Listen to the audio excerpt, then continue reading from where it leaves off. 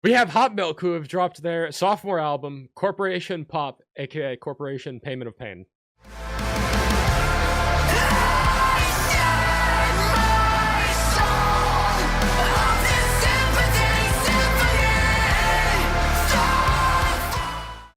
Weird ass album name. I don't really get it. Are you sure it's not Proof of Payment? Maybe it's Proof of Payment, but Payment of Pain is also the second to last song, and I'm like 90% sure it's Payment of Pain. If I'm wrong, then I'm a fucking idiot, but we already knew that. Now, so, Jake. Yes. For some reason, I think you're the resident Hot Milk enjoyer. I can't tell, kind of looking at your video. I mean, warm milk. Who's to say? Tell us about this album. Do I need to pull up the one and only vinyl that I have? Because I will. Anyway, I came into this album with tempered expectations. 4 singles.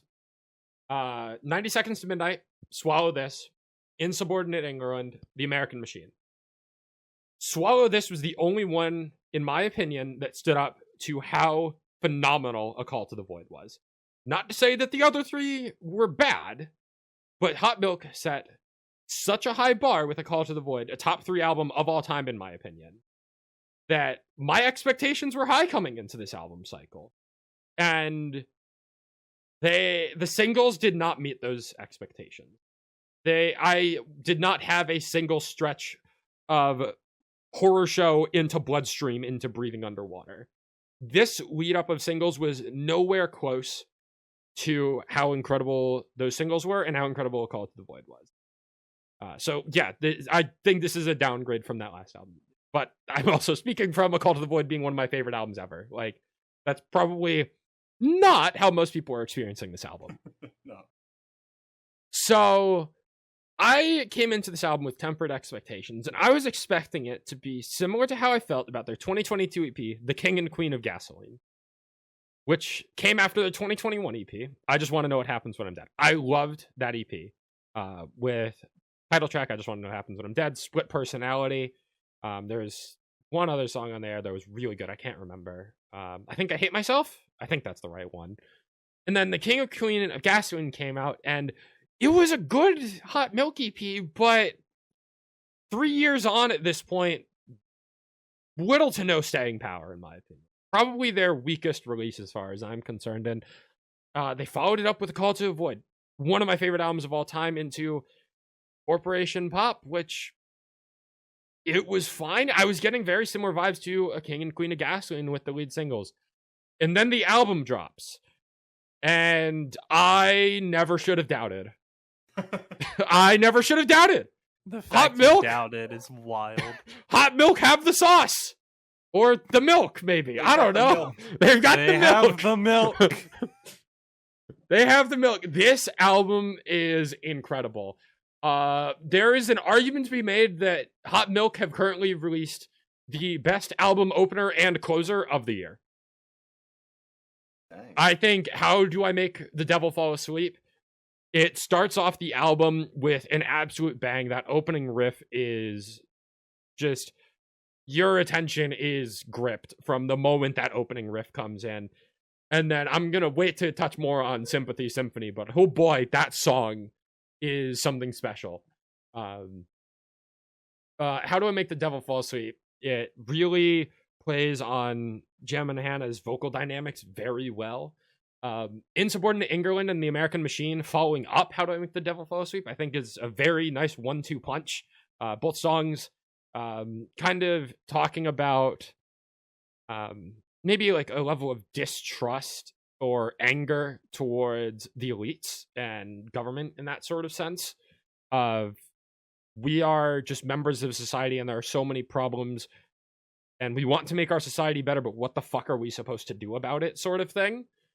And I think following up How Do I Make the Devil Fall Asleep, they work together quite well, which leads into Hell on Its Way, which on its own, not one of the best songs on this album, but sonically it is so unique, and I think it really sets the flow and the pacing for this album phenomenally. It is not a standout single in the way that a Swallow This, or going back to Call the Void, a Breathing Underwater or a Horror Show is. It is not one of those types of songs, but when you listen to the album front to back, I feel like for the pacing of the album, Hell Is On Its Way is a phenomenally well crafted song, because it still stands on its own as a song, but it has that sort of interlude energy as well.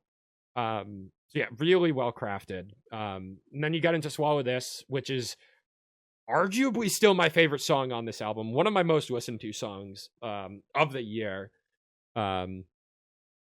The chorus, again, we talked about it as a single. I'm going to mention it now. Inject a thought into the ignorant, swallow this for the disconnection, bit by brick, break a generation. They sell a motive as a stimulant, swallow this for the disconnection. Just a phenomenal, huge chorus. That does lead into Machine Elves, one of 2 interludes, like official interludes on this album. And I don't feel like the interludes do a ton for the album. They aren't like the embers glow into the color black type of thing. They're serviceable interludes. They work as an interlude, as sort of a break in the momentum of the album. They are not like transformative to the song that it leads into per se.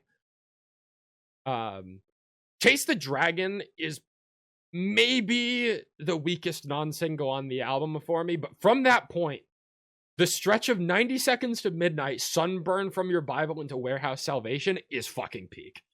90 Seconds Midnight has grown a ton on me since seeing them live and playing it live in Hartford a few months back. But also just in context of the album, it really works great after Chase the Dragon. And then Sunburn from Your Bible feels like the Over My Dead Body of this album, of being one of the heavier songs on here. It's angry, it's pissed off, and the main riff on that song is one of the best riffs on the album. Warehouse Salvation, to me, I feel like is most similar to Bloodstream in that it has a slower, more poppy electronic sort of feel. Talked about it with Windwalkers, Eat My Heart Out earlier in the episode. Unnecessary, arguably an unnecessary breakdown. You could make the same argument with Warehouse Salvation. It has a breakdown. It fucks. It's a great breakdown.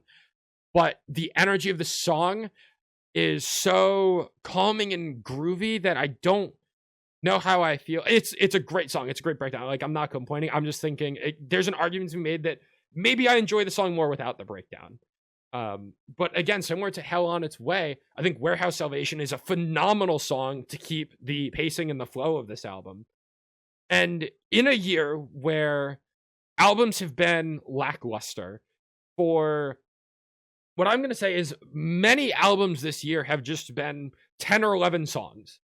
Like Magnolia Park, Sweet Theory. These are all albums that had Dark Horse Top 10 potential, right? They're had good singles leading into the album, and the album comes out and it's a good album, but it's missing that component where those albums felt like they were just a string of singles, and yeah, there's a story being told, but the pacing that those albums have compared to how it feels listening to Corporation Pop, it is night and day.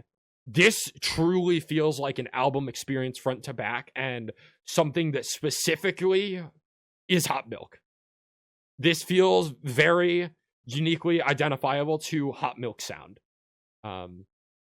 Which leads into the closing couple of tracks of the album, Asphyxiate, Pain, Moan, and Pain, and what might be the closer of the year in Sympathy Symphony. I feel much stronger in saying Sympathy Symphony is the closer of the year than How to Make the Devil Fall Asleep as being the opener of the year. I think there are some strong opener of the year contenders, but Sympathy Symphony, I think, is by a decent margin my favorite closer of the year. It mentions A Call to the Void, so like biased, but I don't fucking care. It is. I have a knack for songs that do the slow build into an explosive ending. And I mentioned it briefly at the top of the episode. We were talking about Charlotte Sands, her song All Right. It does exactly that formula.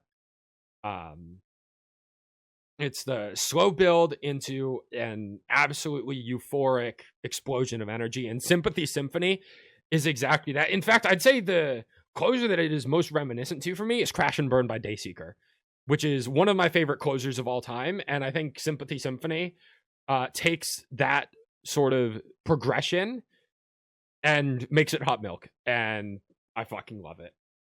It's high praise. So I did not expect to enjoy this album as much as I did. And maybe that's just short-sighted of me. But I had my doubts, and my doubts were completely blown away. They're a piece of debris in an EF5 tornado out in Kansas at this point. I love this album. I've spent a ton of time with it over the past week or so, and it is an album that I absolutely believe is going to have some staying power with me for the rest of the year. And I mean, to be fair, it was very likely this album was always making my top 10. I was expecting it to be lower on that top 10 list. As it stands right now, this is definitively like one of my favorite albums I've heard all year.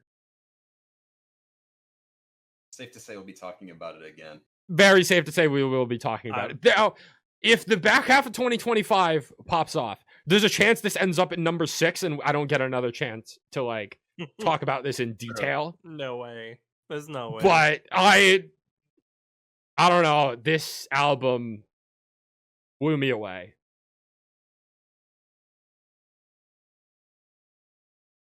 Derek, I'm assuming you haven't listened to it yet, and I hope I've convinced you. You have. I haven't at the time. I was going to listen to it anyway, but it was just a matter of how much do I prioritize it over the next couple of weeks. Looking like priority number 1. I'm in there. Yep. I am very excited that they are coming back to Connecticut. I already bought my tickets for that headline show. I'm going to be there, and it is going to be a phenomenal time. I hope to hear a lot of these songs, which coming into this album, I was skeptical of, as I've said many times before. They did the thing. The hot milk hype train has no brakes. Yeah, no, at this point it doesn't. I thought maybe it did have some brakes, but nope.